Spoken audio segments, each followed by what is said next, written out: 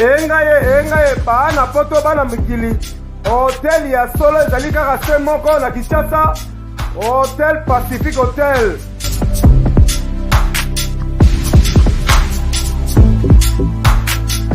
Ezali na balabala ya kitoko Kabamba Wangata, précisément na avenue Luvungi numéro 146 na commune ya Kinshasa.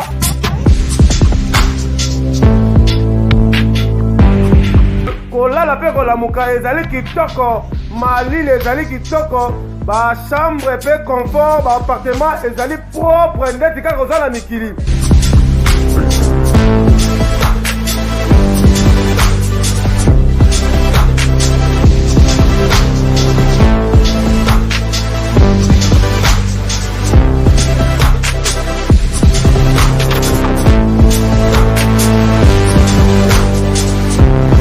Kuna kolia cuisine africaine, cuisine européenne.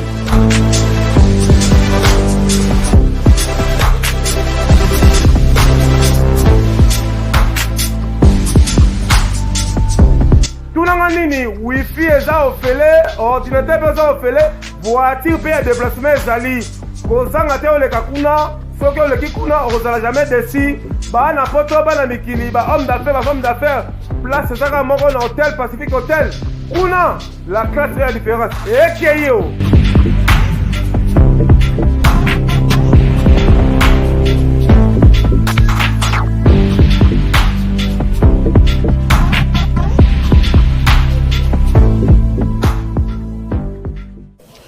Monsieur le bourgmestre Mbote. Mbote, papa journaliste. Vous allez devant Tribune du Peuple émission où ils allaient charger à Bana Kisasa, Bélé Babengi Bisso, pour les Cambo et couper la moto, les sous pour la deuxième fois. Balasima Oyambaki, conseiller spécial, et mon conseiller Kolo. Mon amboka, le Zolo Bambi. Mais tout le monde est sous dossier, on a, ils ont dit les sous. Et puis, ça bilo conseil à commune. Et mais quand on a éclairci Bisso, pourquoi ils ont les sous. Ou déjà, vous avez une solution dans mon amboka, le Zolo Bambi. Oui, merci beaucoup, Ndeko RFI. Je crois bien, dossier Oyo, ce que nous avons dans la Genèse, c'est un dossier qui date de longtemps. Hein. Il y a 1982. 1982, Bourgmé Sakala, moi, la classe, je crois la primaire. Le dossier à 1982. Eh bien, en 2016, comme on a famille Moko Babimi, il y a un jugement à Bango. On va condamner la commune par défaut.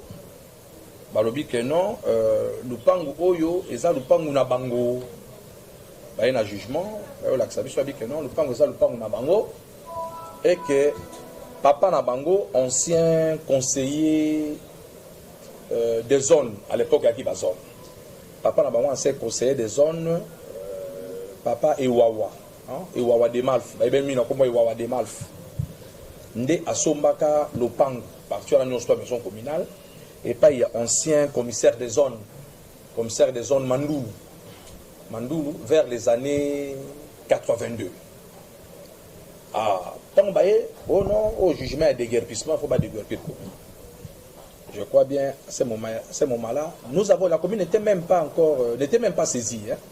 Tu vois qui surpris, mais qui signifie jugement de déguerpissement, ni accusé de réception, mais il y avait aussi une entorse dans l'accusé de réception parce que l'accusé de réception a muto accusé qui réception wana a Koufa 2 ans avant accusé de réception. L'ancien chef de bureau Papa Ntsangu Liévin. Le Papa Ntsangu Liévin sa Koufa 2 ans après dossier Yogobanda. Ba opesa biso que yé mutu accusé de réception que bango bagoya ko buka mais mutu nga sa Koufa il y a de cela 2 ans. Il y avait une résistance à l'époque, résistance à Makas. Oui, il y a victoire. Les lots, il y a la maison communale. Même à Takou, dans le bureau, il y a beaucoup. La population y est beaucoup. Parce que le bâtiment est la population en Haïti. Il y a en Haïti. La population s'oppose à qui va suspendre à qui. Le vice-premier ministre à l'époque, Mouyej. Mouyej a commis l'angana libéré. Drôle.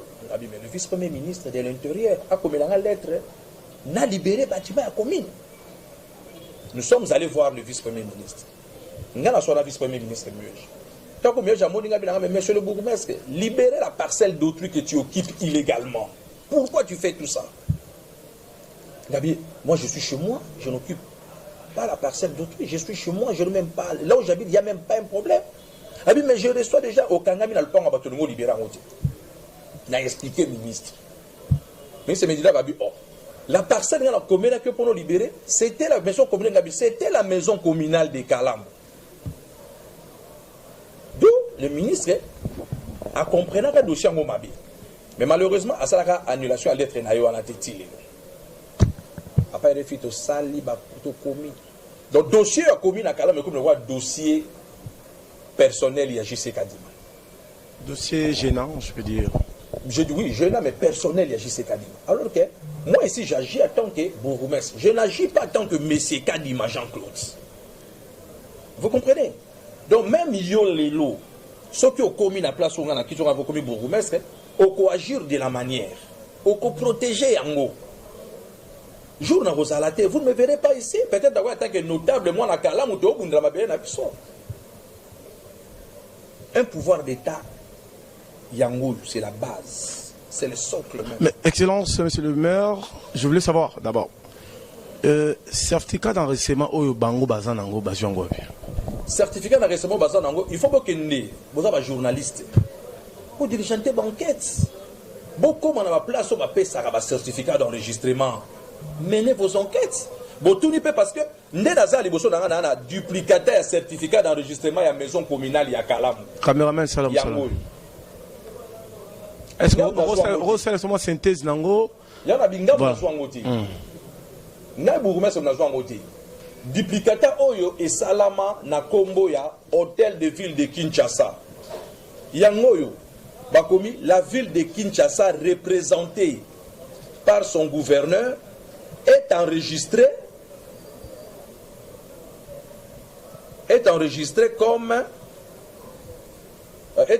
en vertu d'un procès verbal de mesurage et de bornage numéro 9368/F. Donc, c'est fait au nom de l'hôtel de ville de Kinshasa. Donc, c'est un bâtiment de l'hôtel de ville de Kinshasa.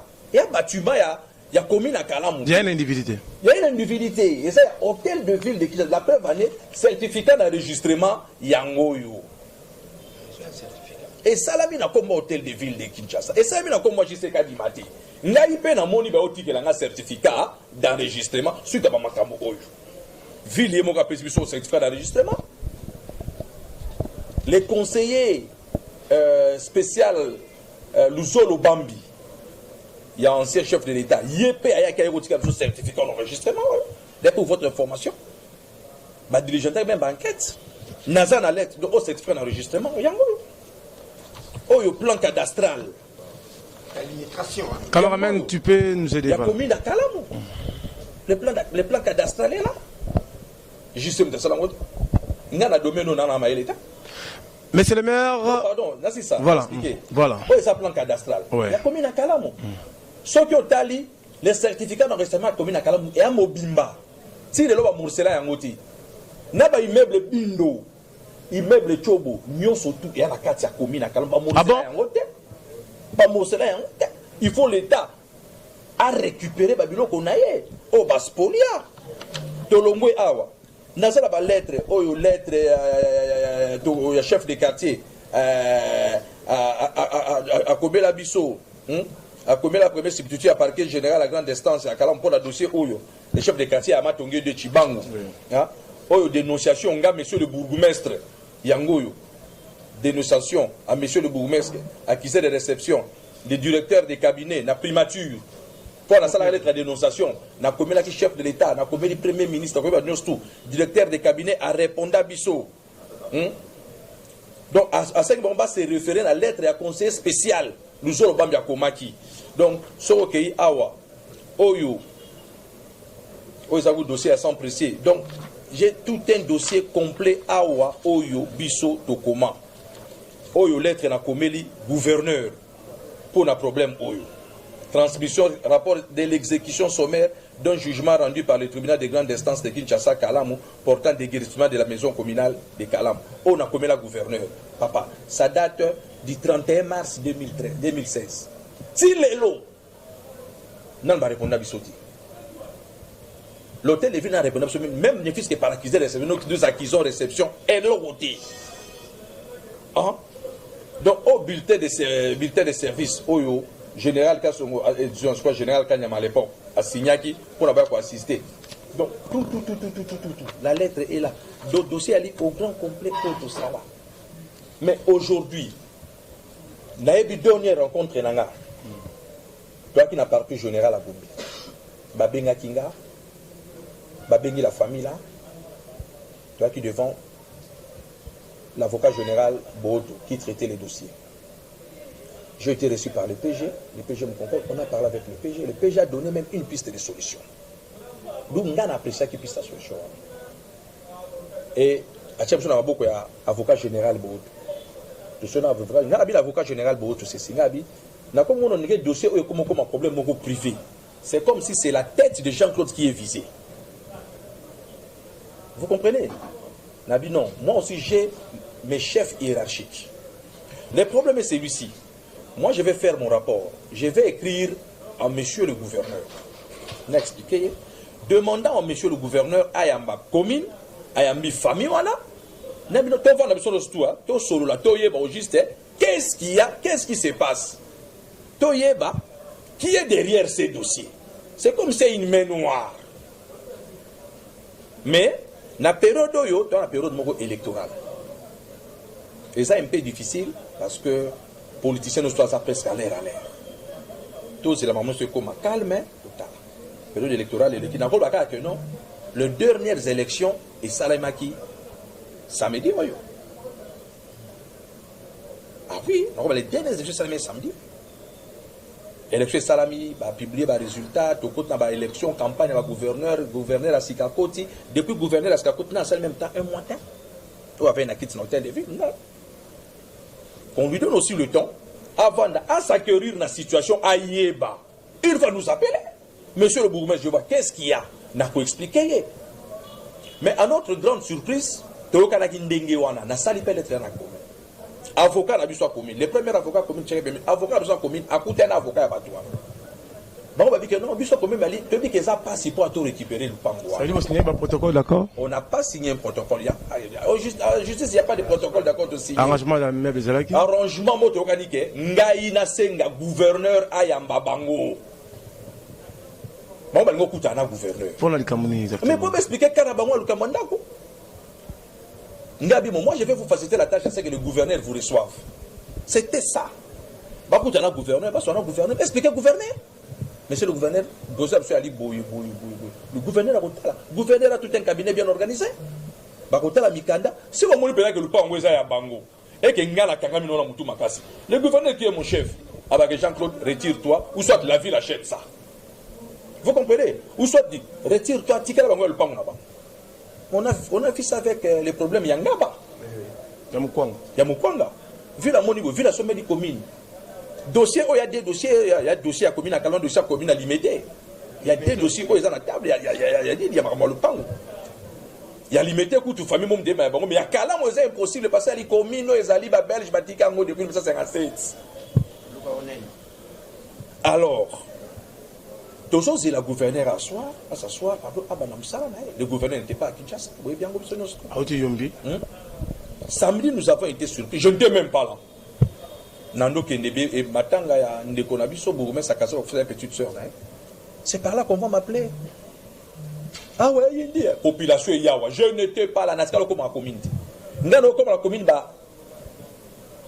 une heure après, je crois que comme la commune, c'était le durcab de Gouv, Mutabenga Kinga, pour Anaya, Durkaba. Ndena Ekoya. Kalamu, il y a la grande notable, Kalamu, Mutabenga Nandenge. Qu'est-ce qui se passe chez toi? Non, Excellence, qu'est-ce qui se passe chez toi? Qu'est-ce que. Ah bon, ça va nous en appeler pas, mais répéter aussi l'histoire, monsieur. Mais bon, c'est quoi ça, le mandat d'amener? Non, je n'ai pas encore vu un mandat d'amener. Hein? Non, il y a devant la presse, je n'ai pas encore vu un mandat d'amener. Mais c'est comme si un mandat d'amener en gestation, même pas mandat d'arrêt. on vient de m'arrêter pour dire qu'on l'a arrêté, c'est Ngaïnde Moutunaza qui a empêché Batouana Bazouani. Donc c'est ça. Tu crois bien qu'on a acharnement vers vous? Acharnement, je ne sais pas. Alors, monsieur le maire, Tribune du Peuple, les alliés, émission Mokoze École Azolanda, avec beaucoup d'attention. Message nous voyez ça na ba famille, puis na ba tout bazolanda sur la télévision parce que dernièrement tout le bel qui dossier en gros, toujours déjà appel. Balobi besoin d'un faux certificat d'enregistrement et à composition, donc besoin d'un original. Tu es évité, besoin d'un macasse au sein de l'État. Nga personnellement, nasa la ba certificat d'enregistrement té. Nga za bourgmestre, nga sa ba certificat d'enregistrement té. Je crois bien, quand on a dossier Oyo, ce botali lettre Oyo, ils allaient signer na général Delphin Kaimbi. Il y a renseignement militaire. Demiap. Il y a Demiap. Lettre Oyo, général Delphin, à l'époque de son les bandits, a commis, la lettre date du 11 avril 2017. A commis là qui, a commis Linga. Quand on a la lettre la coma qui a dénonciation, bango nyo sobaki en priorité. N'est-ce pas? Et dans la lettre, le général Delphin a commis Linga à joindre Rengaï réponse. Il y a conservateur, il y a Funa. Donc, si vous avez information, vous avez papa a saigné la bune après, vous avez audience là, conservateur, il y a Funa. Général Delphin, j'ai l'honneur de vous saluer, monsieur le bourgmestre. J'ai l'honneur de vous saluer et d'accuser réception de votre lettre numéro 5, numéro 9. Vous trouverez en annexe la réponse des conservateurs des titres immobiliers à notre réquisition d'information. Parce que bon, ça la question d'information, et la lettre est à conservateur yango. Ce n'est pas moi. Le conservateur, il est là, il est dans son bureau, il est là, il est dans son bureau. Le conservateur dit ceci. Réponse à votre réquisition d'information numéro à monsieur le général de brigade Kaimbi Delphin, sous-chef d'état-major du renseignement, à Kinshasa, Ngalema. Monsieur, j'acquise bonne réception de votre réquisition, dont les références sont ci-haut indiquées, relatives à la parcelle numéro 6108 du plan cadastral de la commune de Kalamou, et vous en remercie. En effet, nous vous informons qu'après vérification dans nos archives, il ressort ce qui suit. La parcelle numéro 6108 du plan cadastral de la commune de Kalamou est couverte d'un certificat d'enregistrement Volio AF 78 Folio 43 appartenant à l'hôtel de ville de Kinshasa. Veuillez agréer, monsieur, l'expression de mes sentiments, le chef de division urbaine des affaires, Mbayo Pemba Eli, conservateur des titres immobiliers. Ce n'est pas moi, c'est fait par lui. Voilà, Ngaï Bourgoumestre, j'ai tous les pouvoirs, mais sauf ses pouvoirs. Je n'ai pas les pouvoirs fonciers, moi. Ngaza OPJ compétent général, mais je n'ai pas ces pouvoirs. Ngate Kamabeleka. Ngana c'est Damabele à titre précaire et révocable. Nous ça la terrasse, nous ça kiosque, on a Coca-Cola. Mais à tout moment l'État en a besoin de l'ongolio. Monsieur le maire, côté Kamabele et à Bango. Monsieur le maire, Magambo tali ba certificat d'enregistrement. Oui. Bozonga kune pa nae. Conservateur. Et boliki na TV parce que ngai bourgmestre d'après ça c'est faire la salle président de ça la pouvoir de Pesinga. Pouvoir et puis il est là. Il n'y a pas un jugement et boya certificat d'enregistrement. Monsieur le maire, est-ce que vous avez prêt à la débat contradictoire avec famille Ouaba en direct à la télévision? Faire un débat contradictoire avec la famille Ouaba, c'est comme si nous reconnaître Nina Bango. Yo poser ma question, moi je réponds. Oh, on a tant que l'État. Ils ont répondre à tant que Nini Bala jugement na Bango. Mais si ko nanga na Bango, na sengi Bango, tokuta na bakonzi. Le gouverneur nous reçoit. Sauf que Jean-Claude Kadima a quand même le pas battre. Gouverneur Rolobalangaï, monsieur, allez, libère la maison d'autrui. Natiki. Mais, Lupango, en place dans le salaire, Lupango, il y a un hôtel de ville. Si on a l'hôtel de ville, c'est Jantiningo Bila pour le moment. Si on a Lupango, il y a gouverneur, actuellement c'est Jantiningo Bila. N'appelle pas Batumususu. Non, il y a un habitant qui n'est pas Kolo Lupango. Le premier de la classe, Jean-Claude Kadima, Magozo Coupe, il y a Maire Bourgmestre. plusieurs fois. Et on continue à jalousie parce que malgré soit payé fonds, il y a baissé côté, mais d'autres gens vont bénéficier un peu de la mesure de grâce là, qui va communiquer au moins propre, mais grâce à vous, la recette aux ça là, aux continuer à un peu salon au sein à commune. Mais on voit encore, il y a des casseries de Birodé. Le gouverneur sortant, André Kimbuta Yango, malgré il a quitté la ville, a tiré quand même moins bilembo et immeuble. Après ça, il y a plus de moins 48 jeeps, 9,00 km. Bah, remettre pas mon amboka le tourbillon, Gentili Ngobila, papa Bopeto. Et après ça, on voit encore dans la télévision, il y a des communes, des numéros. Bon, mon idée que comme ça, la mabe, vice Bougoumès, c'est tout à l'Andi ou à la Sima. Parce que le gars jeep n'est mon à la tête, mon à la tête, pour qu'il ait une course. Tout le monde même de l'émission, mais tout ça. En tant que le premier de la classe, le président de la commune à Kalam. Message de Kozani. Merci beaucoup. De point de vue. Pour diriger Mbokate dans les réseaux sociaux. Nous avons compris que nous avons retard makasi na mboka la biso. Et ça, le monument na so bando tambola sika. Ababe un tout château. Au moni ngala la bambona le pango na berger allemand. Mboso kangi journée mu marachen ton au fungolé a tambola partout. Moi na so bando tambola a retoucher partout. So ko se kengeta ko matina ma ya moto aziki. Nous voulons tous bâtir un état de droit et un état de droit et un respect yamibeko. Si vous ne voulez pas être dérangé, respectez cette Mibeko. Masola ba jipo Soki ngala monaki Ntakomi. Je connais même c'est un monsieur, c'était un journaliste aussi, il s'appelle Kadima, je crois Trésor. Mais en réalité, dans le moment où il y a des gens déposé plainte, parce qu'il m'a traité d'un incivique, d'un voleur. Comme quoi? Le bourgmestre de Kalamou, tentative de vol, il y a Jeep, la piscine a commis à Kalam. Population à Bolamouka. Ce monsieur-là, c'est un voleur. C'est très dangereux. Un incivique. Je ne le connais pas, mais Mingi Togo Batamanasima. Babiloko. Mais surtout, vous posez toutes ces questions, je vais répondre. Après, vous pouvez avoir raison, vous pouvez avoir tort. Mais baby jeunesse à l'Ikambaji pour terre. Baby jeunesse à l'Ikambaji pour terre. Barmabaji pour ça date de longtemps. Dès longtemps. L'initiative est où t'as pas gouverneur André Kimbuta. Au cours d'une réunion, d'ailleurs, les bourgmestres, je vais vous doter de jeeps.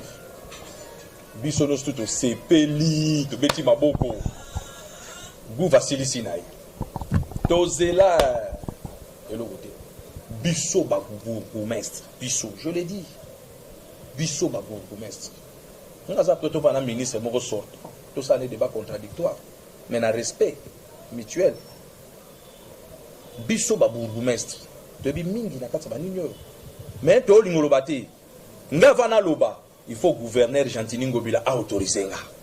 Juste autorisé, déballer, éventrer bois. Éventrer bois. Mais dans le cas, c'est toi qui est égoïste. C'est toi qui a solidarité très bonne sur le bourgmestre adjoint. Ndé du posé engagé privé. Parce que va proposer à l'histoire. Que boya ne dit loin. Ba pesa biso ba jeep. Ba jeep est na Kinshasa. Pour na ba jeep wana, ce n'était pas facile. Et je tiens de faire ma caméra pour remercier le gouverneur Gentili Ngobila. Il s'est battu. Tout de suite au perdant qui va dire pour lui. Va dire que c'est qui Naki. Nalaza parmi les gens qui ont gouverneur Gentili Ngobila. Pour la Rosenga. Excellence. Sauf qu'on les mis sous thé. Va dire péké. Aïe la maîtrise à dossier. Va dire putain. Abi Nayo qui paye. Mais Naye bité. Il a fait ce qu'il pouvait faire. Nakandawana. Ndo mon ambongo mebi mais blague té c'est pas 16 000 combien de mille wana quoi ba comme commune de Kalam ou commune de Kasabo commune de Boum pas boucher plaque la bibo ko fait tous va vendredi le gouverneur a ça qui remise reprise le mardi vendredi avant remise reprise to bito kenete biso ka gouverneur Gentili mtaper ça biso ba jeep to kutani na gouverneur to senga ki Tobi Mokonzi. Et ça passe. Biso babou, mais tout le monde a dit que commune de Kalam. Zéro. Ermon Babi Toukas, il y a Congo Sep.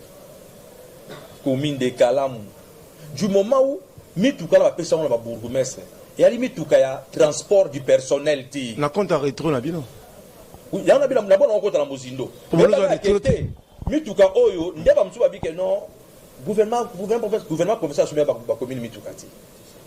Muta signa bon ya commune, ya Mituka commune, na commune à Kalamu. Ngam na signa bon du commande wana. Ngam na signa na fournisseur. Mais na c'est ça. Voilà, j'ai besoin que ngam na signa na fournisseur. Nga na komwa commune à Kalamu. Ya Kasavu ba signa na komwa commune à Kasavu. Biso muto signa bon ya $54,000 par jeep, deux jeeps $108,000. Mais comme tu as c'est mon nommé fournisseur, la banque avec qui a confiance parce qu'à tout moment on peut nous déballer. À tout moment, on a un mandat à citer. Il nous faut un mandat à citer. Surtout avec un mandat à citer. L'hôtel de ville, le gouvernement provincial a parrainé l'opération. Le gouvernement va instruire les ministres qui m'ont parrainé. Mais Cameroun qui est dans ma tête, comme nous avons dit, pour là. Bagana pour ni ngala tuni caméra na ko e kedela batel kwa bazo pour ni caméra na bino kendaki parce que attention 24 ngo bungo ba 30 ngo bunga na nzela caméra na bino pe kendaki ya ko baji pour na kisa ya mo to remixer gouverneur Gentini to expliquer pour la raison simple o albeto ngo la bani nwana et ça a raison purement sécuritaire tu vas ko sécuriser na biso mo ba bourgmestre sur la carte baji et puis tu vas ko sécuriser baji pour ngo. Les lots à chaque fois, on a un salami. Et il y a l'État, l'État, Transco Oyo. So on regarde Transco. Papa, on a dit pas commune à Kalamu. Yewana bourgmestre. Il y a Gombezu Mabanga. Bah vite Panzani. Car l'opération absolue qui ne bopeto. Maman bourgmestre a Gombe à Biki. Chauffeur na ibokumba. Yemo abike ni tete kokumba chauffeur na ngana kufaki. Nde omoni ba pesa ki biso. Bitanda nyos tu ya Jeep yango. Jeep ezali ya JCK dimate. Jeep ezali ya commune ya Kalamu. Parce que tout le monde ministre provincial moko bah ça les remises et reprises bah lui fait pas besoin de sa Jeep. Mais ils disent que le gouverneur qui m'a tapé ça. OK, voilà la ministre provincial té. Wana yi. Mais ngala ko baka boy. Tant ba pesi biso ba Jeep hein. Oyo bon de livraison. Bon de livraison Oyo administrateur gérant. Après ça, il y a un établissement Bitras. Auto passage qui commande. Après ça, il y a un hôtel de ville. Il y a une commune de Kalamu. Il y a une commune de Kalamu. Ce n'est pas un individu. Non. Il y a une commune de Kalamu. Mais quand nous sommes, il y a un jeep yango. Tout. Il y a bon de sortie unique. La douane. C'est les instructions. Il y a une concerne instructions relatives aux véhicules de commune. Mesdames et messieurs, le bourgmestre. Les véhicules identifiés en annexe sont affectés exclusivement à l'usage administratif de la commune. De deux, les plaques minéralogiques ou plaques d'immatriculation de la ville de Kinshasa apposées à ces véhicules les sont à titre provisoire. Eux ne peuvent être changés. Eux ne peuvent être changés sans l'autorisation du ministre provincial du plan, donc ayant la gestion des charrois de la ville dans ses attributions, sous la supervision du chef de division urbaine des ITP. Troisième instruction, chaque bourgmestre, là, c'est ça, chaque bourgmestre est tenu responsable de gérer les véhicules attribués à la commune à conformité avec les textes en vigueur en la matière. Alors, il y a plaque d'immatriculation. Bon, nous avons une instruction à Pesbiso, quatrième instruction, les écrits mentionnés d'avant véhicule ne peuvent pas être enlevés ou comment. Vous pouvez savoir l'instruction. Affaire à suivre, monsieur le bourgmestre. À l'annexe, plaque d'immatriculation Yango, commune de Kalamu, nous avons deux véhicules. Yango, numéro châssis. AKN 1713, AKN 1714. Après, les deux véhicules sont là. Peut-être si le bourgmestre n'est pas là, peut-être accueilli, mais les deux véhicules sont là. Vous allez voir. Ils ont la plaque, il y a AKN, ils ont la plaque, il y a Nini. Mais c'est le maître comme Nasuka, le gouverneur Azal Isabelle Benakitchassa, a la réunion extraordinaire dans le mercredi avec le conseil des ministres. Qui ne peut tout. À quand le gouverneur citoyen? Parce que tout le monde va poubelle, Balak, Nabamaï. Tout ça, ça crée des problèmes. Est-ce que pour nous autres, il faut qu'on nous school? Donc, on dit qu'il y a un somme, il y a un mawa passi. Tout c'est là que le gouverneur a dit que Botia qui tient sa propre. Il n'y a pas si na mawa. Est-ce que JC Kadima sera ministre provincial selon vous? Dieu se dépendant de Nzambe, on a évité. Mais place Nazar, je me sens bien. Je suis au service de ma nation. Est-ce que JC Kadima il est chrétien? Chrétien à 100%. Est-ce que JC Kadima il est parent, il a des enfants? Je suis marié et père de 3 enfants. Est-ce que JC Kadima il est licencié en communication politique? Natanga Makasi. Ouais, tu sais, tu es mère dans la Kisaï que Natanga. Affaire à Ça fait suivre. 14 ans que je suis bourgmestre de la commune de Kalam. Tous on a déjà un plateau rapidement pour parler aux réactions de la population. Qu'est-ce qu'ils pensent pour les gestions de la ville province de Kinshasa et même temps aussi la commune de Kalam. Jusqu'à dimanche, c'est le numéro 1 de tous les bourgmestres. Tout le monde en parle avec Boni Kamunga. On se retrouve tous après. À très bientôt.